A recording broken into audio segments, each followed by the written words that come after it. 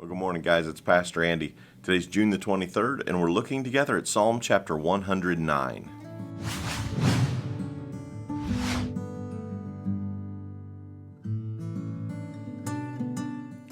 When we look at Psalm 109, it's not the normal psalm that we think of about praising God and all of the things that's going on. In fact, it can look a little bit dark when we read it and can make us stop and think, well, wow, how could a Christian ever act or talk or think like that?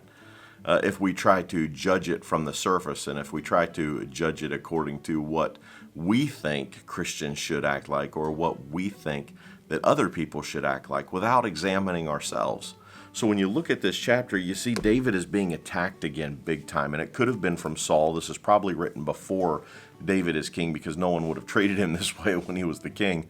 But David goes through here and he has three requests to God when dealing with these attacks. First, he's just begging God to do something. In the first section, verse 1 to 5, he says, "O God, whom I praise, don't stand silent and aloof." God was silent at this time. God was allowing these things to happen, but David's enemies were very vocal. And while David's enemies were attacking him, instead of David retaliating, what David did was David prayed. And that's a great lesson for all of us. When we are attacked, instead of responding, we should be praying, because God can defend us better than anybody else can. He goes down through this next section here, down into verse 20, and he's talking about asking God to judge the enemy. And there's some pretty serious stuff in here. I mean, he's asking God to curse them and their family and to not bless them, to withhold all these things. And it's pretty serious. He's asking God to turn everything that they're saying against him back on their own heads.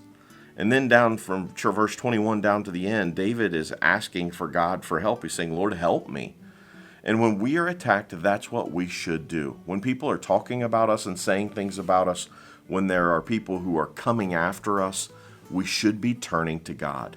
You know, when people do that, and when people act that way, the person that they're hurting the most is not us when they're attacking us. The person that they're hurting the most is themselves. Because God will not stand by and allow that to happen forever. God will defend us, and God will prove who is right and what is right. And God will fight our battles and fight our enemies for us if we will allow him to. And he's much better at it and much more capable at it. And when you get down to the end here, David promises God that he's going to give him all the praise and all the glory when it's over.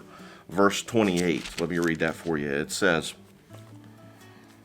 "Then let them curse me if they like, but you will bless me. When they attack me, they will be disgraced. But I, your servant, will go right on rejoicing. May my accusers be clothed with disgrace. May their humiliation cover them like a cloak. But I will give repeated thanks to the Lord, praising him to everyone, for he stands beside the needy, ready to save them from those who condemn them." Man, we can't control what people say and we can't control what people do, but we can control how we respond. And we need to respond like David did. We need to turn to God. Is it okay to pray, God, judge them for what they are doing? I think that's okay. God's big enough that he can handle either answering or not answering our requests according to his will. But it's okay for us to talk to God like that, praying and pouring our heart out to him. God wants us to just pour our heart out. I mean, when we're struggling and we're hurting, we talk out of those wounds sometimes. And God is big enough and powerful enough to know what's right to do and what's not right to do. So he can handle us talking that way. But we need to turn to him. Instead of retaliating, instead of when the Facebook posts happen and the attacks come on there and we've got to grab our phone and we got to defend ourselves.